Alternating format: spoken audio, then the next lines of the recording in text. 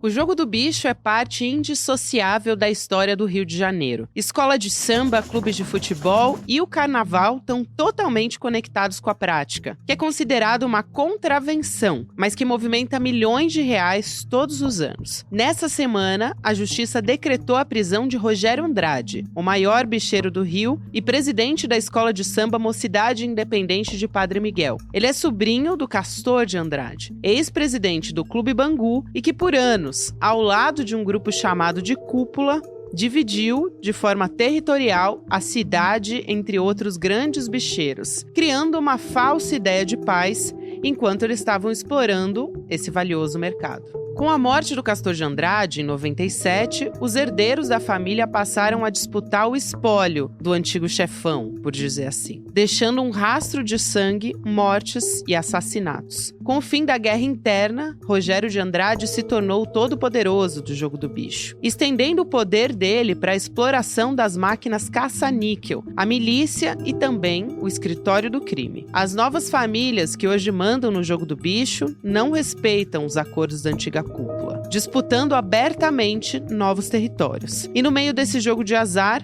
fica o povo, refém dessa violência. Quinta-feira, 31 de outubro de 2024.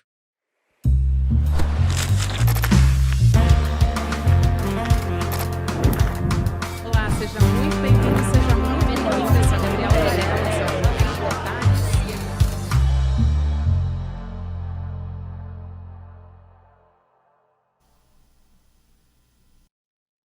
Olá, seja muito bem-vindo, seja muito bem-vinda. Eu sou a Gabriela Varela e esse é o Videocast em Detalhes. E aqui sempre com um convidado, uma convidada, a gente analisa uma temática, uma notícia importante do momento. Hoje eu vou conversar com o jornalista Bruno Paes Manso, que é pesquisador da USP, já escreveu diversos livros, você deve conhecer A República das Milícias e também A Fé e o Fuzil, mais recente, que está indicado também ao Prêmio Jabuti. Bruno, seja muito bem-vindo mais uma vez aqui ao ICL, ao Em Detalhes também. Prazer falar contigo. Prazer é meu, Gabriela, sempre bom poder te reencontrar. Muito bom te reencontrar, e a gente vai puxar um pouco o fio da família Andrade, né, que tem muita história. Antes de mais nada, eu queria te perguntar sobre a prisão do Rogério Andrade, porque outras prisões caíram muito facilmente, né, ele não chegou a ficar nem 4 meses, 5 meses, e enfim, saía da detenção. Essas provas são mais robustas contra o Rogério Andrade? Surgiu um novo suspeito, envolvendo mais diretamente o Rogério no assassinato do Fernando Inácio. Era algo que de alguma forma já era meio evidente, já era falado, os próprios atiradores já apontavam essa ligação. Então, me parece que as provas já eram robustas desde sempre, né? E uma coisa que vinha deixando a gente com a pulga atrás da orelha e sem entender direito eram essas sucessivas vitórias que ele vinha conquistando, né, nos tribunais superiores. Uma pessoa que é conhecida como um dos principais capos do Rio de Janeiro, envolvido em uma série de assassinatos, que conseguia derrubar prisões preventivas, conseguia estancar investigações, né? Isso por si só já era muito suspeito. Então eu acho que, independente das provas, né, que vêm sendo juntadas há muito tempo, eu acho que o mais espantoso é ele continuar solta, né? Apesar de tudo que já foi acumulado contra ele, né? Então eu não acompanhei, não sei te dizer nesse processo específico, porque eu não acompanhei tão de perto, mas é um personagem envolto com relações suspeitas e decisões suspeitas de autoridades relevantes de tribunais superiores, né? Então a gente precisa prestar atenção no que vai acontecer. E acho que isso puxa o fio da história da família Andrade. O Castor Andrade construiu esse império, vamos dizer assim, com ramificações escolas de samba, enfim, em outros setores no Rio de Janeiro. E ele tinha um filho que ele dizia que não levava jeito, vamos dizer assim, entre aspas, para a bandidagem. E o sobrinho entrou nessa disputa feroz, vamos dizer assim, para conseguir herdar esse império.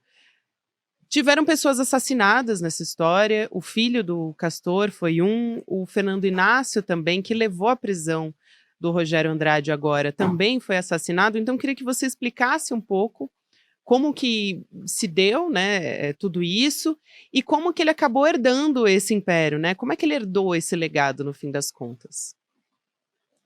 São histórias clássicas do Rio de Janeiro, né? Essa relação do jogo do bicho com a cidade antiga e quase fundamental para compreender a própria cultura do Rio de Janeiro. Os capos do jogo do bicho, que já um tipo de contravenção que já existia desde o começo do século, né, que foi ganhando força e peso ao longo dos anos 40 e 50, que já estabelecia uma série de relações com as polícias, desde a época de Getúlio Vargas, Juscelino Kubitschek, que muitas vezes usavam os apontadores do jogo do bicho para passar as informações dos territórios, dos subúrbios, porque você não tinha polícia militar e presença territorial da polícia nesses lugares antes das polícias militares, que só surgem em 69, 70. Então você já tem uma relação próxima das polícias com a contravenção, que era vista como um crime menor. Ao mesmo tempo, você tinha uma cúpula que, a partir do Castor de Andrade, depois Capitão Guimarães, começam a dividir os territórios do Rio de Janeiro por áreas, dividindo o mercado e criando um pacto de não agressão que permitia lucros e uma certa estabilidade e possibilidades de lavar dinheiro, que muitas vezes eram feitas nas escolas de samba, em times de futebol, o que permitia que eles se associassem e fossem até bem vistos e celebrados no cotidiano da cidade, né, nos carnavais e tudo mais. Inclusive os camarotes, sempre com autoridades, juízes, prefeitos, governadores. Isso sempre fez um pouco parte da cena, da cena do Rio de Janeiro, né? Mas quando esses capos, né, Castor, Capitão Guimarães e todos os demais dessa fase, anos 70 e 80, começam a envelhecer e morrer, você começa a ter uma briga acirrada pelo espólio desses capos, né? É o que acontece aí no caso do Rogério de Andrade e do pós-morte do Castor de Andrade em 97.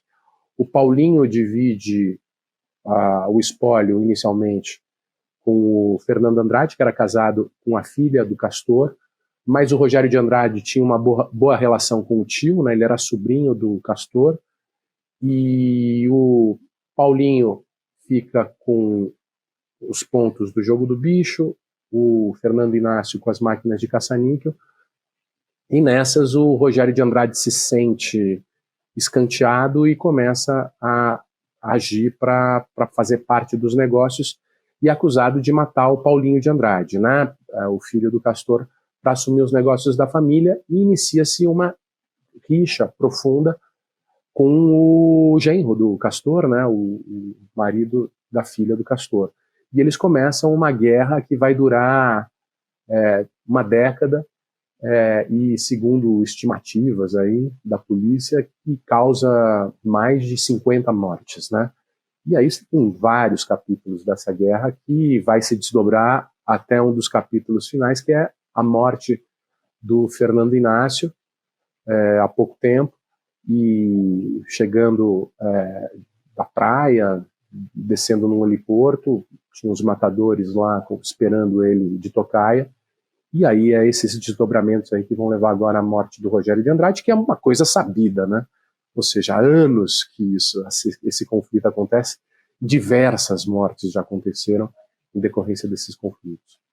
Sem dúvida, inclusive já houve antes uma ação penal que foi trancada pelo Supremo Tribunal Federal, vamos dizer assim, em 2022. Então não foi nem a primeira acusação, a denúncia contra o Rogério Andrade por conta da morte do Fernando Inácio, né? Eu perguntei sobre essas ramificações todas, porque, lógico que essa história acaba puxando o fio justamente dos adversários mais diretos do Rogério Andrade para herdar o império, que são Paulinho, o filho do Castor de Andrade, e o Fernando Inácio, que é o genro, que era alguém ali de muita confiança. E o Rogério acabou assumindo esses negócios depois que o tio morreu. e ele tem características interessantes para assumir esse posto, né, Bruno? Eu acho que a gente pode falar um pouco sobre isso, até pensando no sentido de que o Castor de Andrade tinha uma relação muito forte com escolas de samba. O próprio Rogério também herdou essa influência no carnaval. Ele é casado também com uma rainha de bateria de escola de samba, né? Então, acho interessante esse perfil meio parecido com o Castor de Andrade.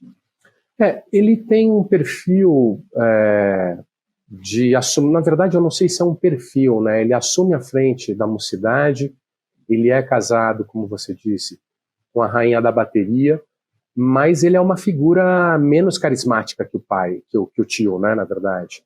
O Castor, ele era formado em direito, sabia colocar os pés e conversar de igual para igual com a malandragem, mas também conseguia conversar com as autoridades.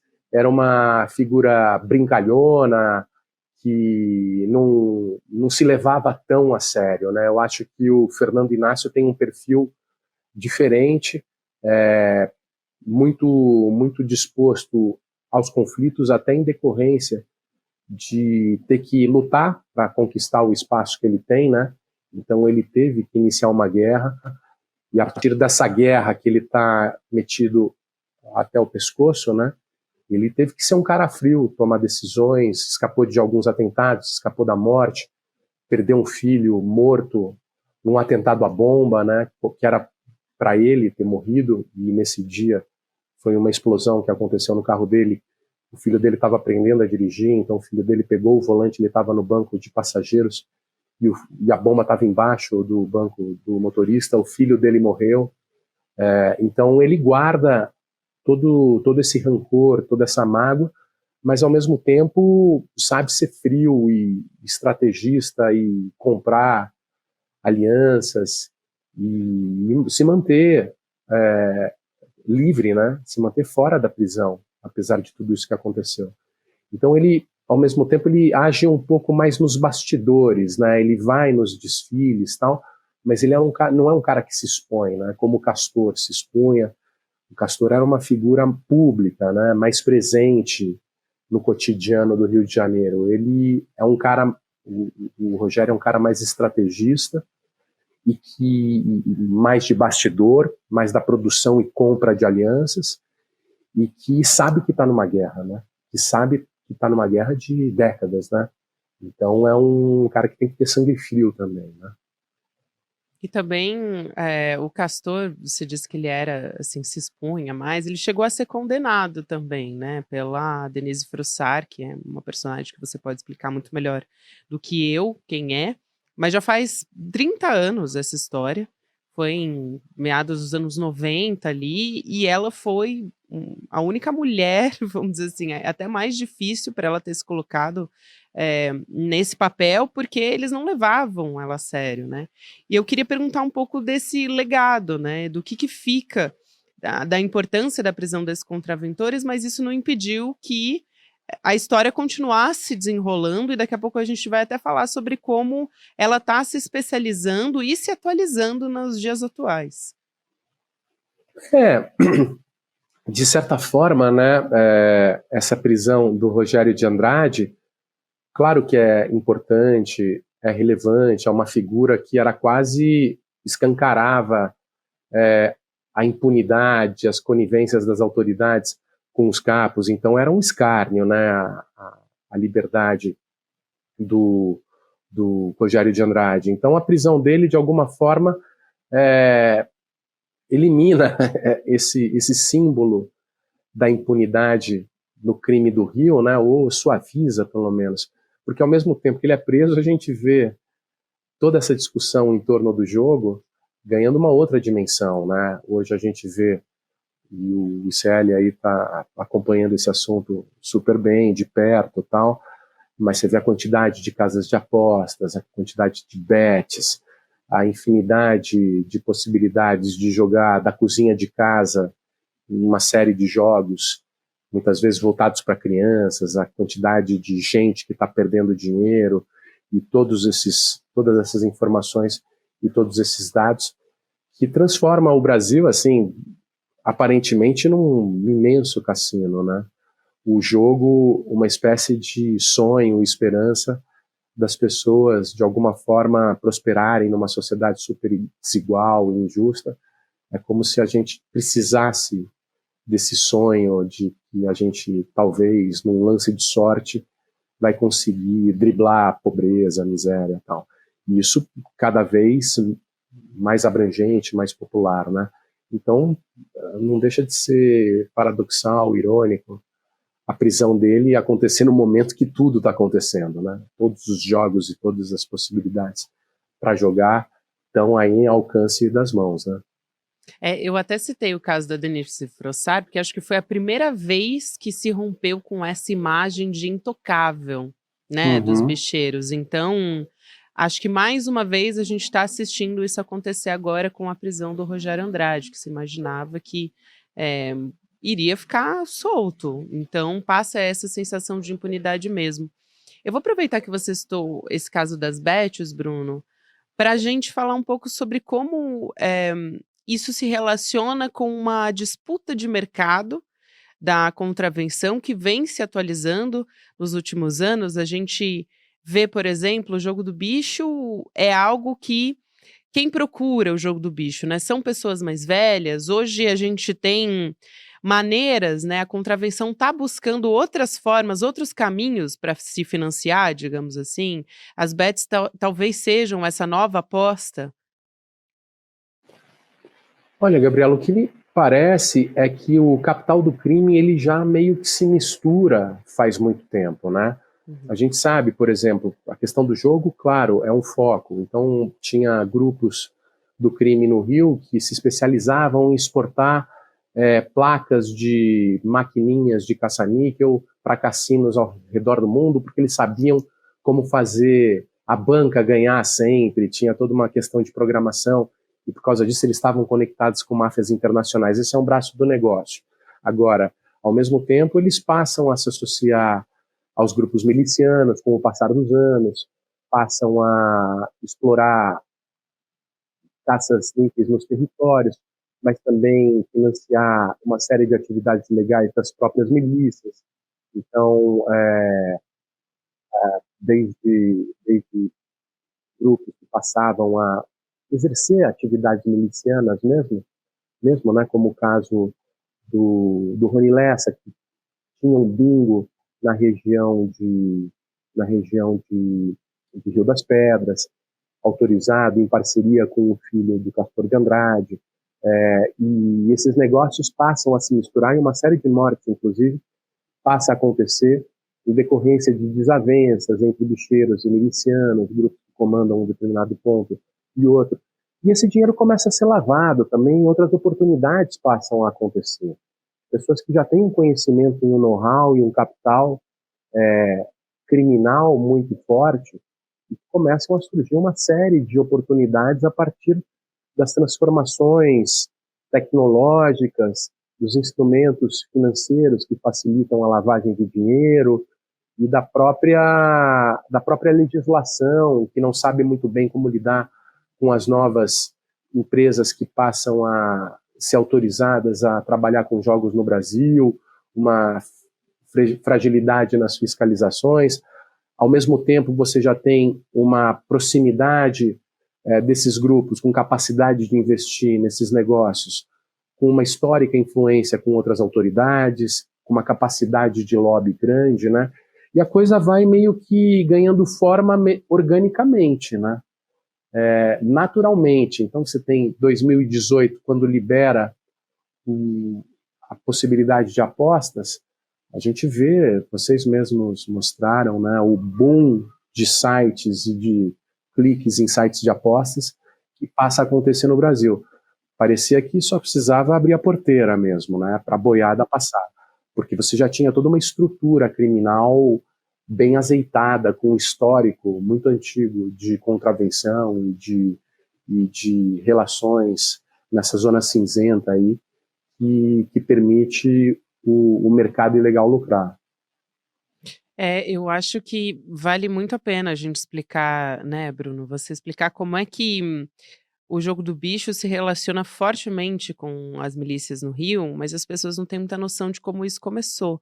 Quando a gente pensa nessas ramificações, eh, o que vem à mente, eu acho que é o escritório do crime. A gente está tendo o julgamento agora dos mandantes não, perdão, né, dos executores da morte de Marielle Franco no Rio de Janeiro, pelo Tribunal do Júri, começou agora, e o Rony Lessa, que foi, quem apertou o gatilho, ele fazia a segurança do Rogério Andrade, está relacionado diretamente, aliás, uma coincidência muito curiosa isso acontecer agora.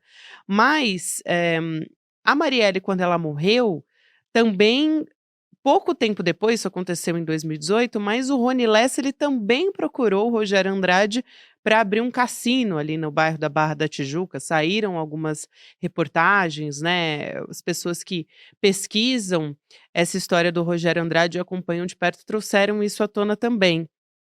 E também as relações de como os contraventores foram estabelecendo ao longo dos anos com policiais que foram se corrompendo, e aí talvez ali tenham surgido os primeiros milicianos, né. Se você puder contar um pouco dessa relação e também, especificamente, como o Rony Lessa, né, é um personagem simbólico dessa conexão.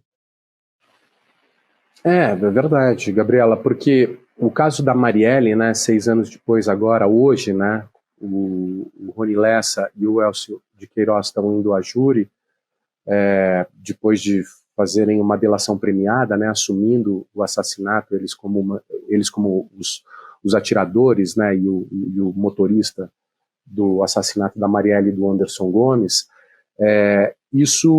Esses 6 anos, apesar dessa demora, ele permitiu, a partir do trabalho aí do GAECO do Rio, da doutora Simone Sibilio e das promotoras que atuaram no caso, destampar um caldeirão de uma história que todo mundo mais ou menos que sabia, mas ninguém falava, ou nada acontecia, ou ninguém era punido por causa dessa história, que são justamente esses anos e anos de assassinatos que aconteciam no Rio, muitos deles envolvendo conflitos da contravenção e muitas vezes também relacionados às milícias.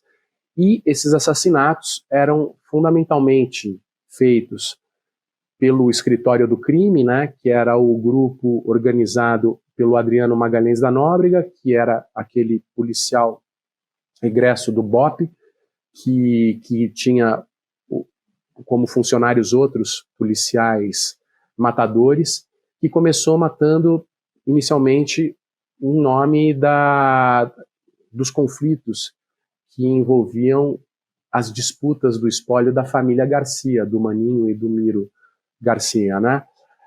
Então, ele começou atuando nessa cena.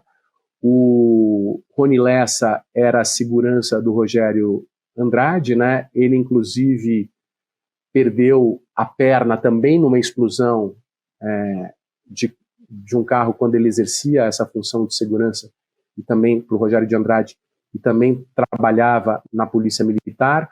Ele tinha essa relação de sociedade com outro filho do Rogério de Andrade, estava com ele sobre a abertura de um bingo lá na região, pedindo autorização na região de Rio das Pedras, né? Na verdade, esses matadores e até essa proximidade com as pegacídio, que não estavam os caras, então eles matavam e continuavam impunes, dava muito poder para esses bicheiros na cena criminal do Rio e na disputa de poder territorial dessa cena criminal.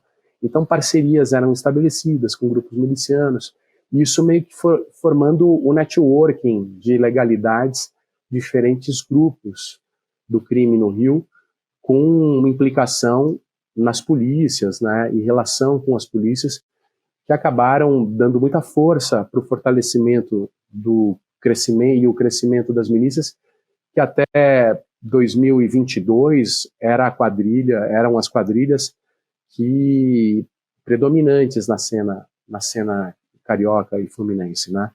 Então, de fato, aí a partir das investigações do caso Marielle, o nome do Adriano Magalhães da Nóbrega veio à tona, o nome do Rony Lessa veio à tona, e a gente ficou sabendo de uma cena que todo mundo sabia, mas que não era pública e não eram alvos de inquéritos, de processos, né? Você é pesquisador, né, e já há muitos anos, de como funcionam as milícias e também até os contraventores em relação ao modo, né, de agir e de violência. Já ouvi, inclusive, em algumas reportagens que eu acompanhei, sobre como as pessoas que costumam atuar no jogo do bicho e tendo relações ou não, elas têm um modo de agir mais violento. Eu queria que você explicasse um pouco. A gente falou aqui de diversos atentados, por exemplo, dentro de uma própria família, né? Tem muito componentes quando a gente olha, e acho que as pessoas acompanham essas histórias na mídia, tem muito da máfia italiana ali, né? No modo de acerto de contas, de atentados. É diferente mesmo? Eu acho que é diferente. É diferente e eu acho que a comparação faz sentido, né? Porque tem esse aspecto semelhante às máfias italianas, que é a relação do negócio com as famílias, né? Com as famílias dos bicheiros. Então você envolve, de um lado, laços de sangue, de outro lado, esses laços de sangue se comprometem a se vingar de mortes de familiares e inicia-se ciclos de vingança meio shakespearianos, né? Meio vinganças muito profundas, porque envolveu a morte de irmão, de filho, de pai, e aí o responsável tem que pagar a qualquer preço, por questão de honra familiar e do clã que representa aquele crime. E ao mesmo tempo, a partir daí, você vê o desenrolar de um ciclo, né, que acaba sendo um ciclo que dizima boa parte da família, né, uma coisa meio autodestrutiva e meio suicida, que a gente vê, inclusive, no documentário Vale o Escrito, que está na Globoplay, é um super documentário que conta muito desse drama novelesco aí por dentro, né? E, diferente de outros tipos de crime, né, tanto o tráfico de drogas quanto as milícias, talvez seja mais violento de uma forma geral, porque são autoridades que se impõem em territórios e subjugam todo um bairro, toda a população ao seu mando, né? Então, muitas vezes a violência é usada contra aqueles que não aceitam as ordens das milícias ou contra aqueles que não aceitam a ordem do tráfico, ou pessoas são eliminadas por contribuir com a polícia. Também a violência é grande e é uma violência que se dispõe ou que se propõe a exercer uma espécie de governança no território e muitas vezes travam conflitos com outras lideranças que comandam outros territórios. Então são espécies de guerra entre territórios que acabam acontecendo. Não tem necessariamente essa história familiar e atávica parecida com as máfias, né? São, como os cariocas me disseram quando eu estava apurando para o livro A República das Milícias, são guerra de tronos, né? É uma Game of Thrones carioca, né? São territórios como se fosse uma cidade medieval ou pré-moderna, que cada um é dono do seu próprio território, é o rei do seu próprio território, levantando suas próprias bandeiras, em conflitos territoriais entre si, né? Bruno, obrigada. Sempre um prazer conversar com você, um prazer te receber aqui, acompanhar seu trabalho. Torço muito por você. Obrigada. Até a próxima. Igualmente, Gabriela. Até a próxima. Um beijo. Até mais. Um beijo. Quero lembrar você que hoje é quinta-feira, para quem está me assistindo no YouTube, para você que está me ouvindo em podcast também, ainda na quinta-feira, vale a pena lembrar que a gente tem a estreia de um documentário pelo ICL, que é o do Mujica. Nessa quinta-feira, 8 horas da noite, você pode assistir. Ele é gratuito, você faz a sua inscrição para assistir em detalhesicl.com.br, que é sobre a vida do Mujica, para além das ações sociais do Mujica como presidente, para entender um pouco da história dele, de como ele vive hoje. Enfim, vai ter uma entrevista também com o diretor do documentário, que é o Fabian Restivo. Então fica a dica aí para você, você pode acompanhar com a gente a partir das 8 horas da noite, vale muito a pena. Obrigada a você que me acompanhou até aqui. Lembrando, você fica com o Mercado em Investimento agora, na sequência tem Rolê ICL. E para você que não consegue nos ouvir ao vivo, você pode ouvir em qualquer momento do seu dia pelas plataformas de áudio. Obrigada e até amanhã. Chegou o grande dia! E aí, quem é que tá na expectativa aí? É hoje que a gente vai ter a estreia mundial do documentário baseado nesse livro do Fabiano Restivo, chamado Conversas com Pepe Mujica. A estreia vai ser às 8 horas da noite aqui no ICL, numa exibição única e sem replay. Ele vai ficar disponível na plataforma de membros do ICL, mas hoje à noite é aberto para todo mundo assistir. Se você está inscrito ou inscrita, 1 hora antes da exibição, ou seja, 1 hora antes das 8, você vai receber no e-mail que você cadastrou ou no grupo de WhatsApp o link para poder entrar na sala de espera ali para assistir o filme. Um abraço e até lá!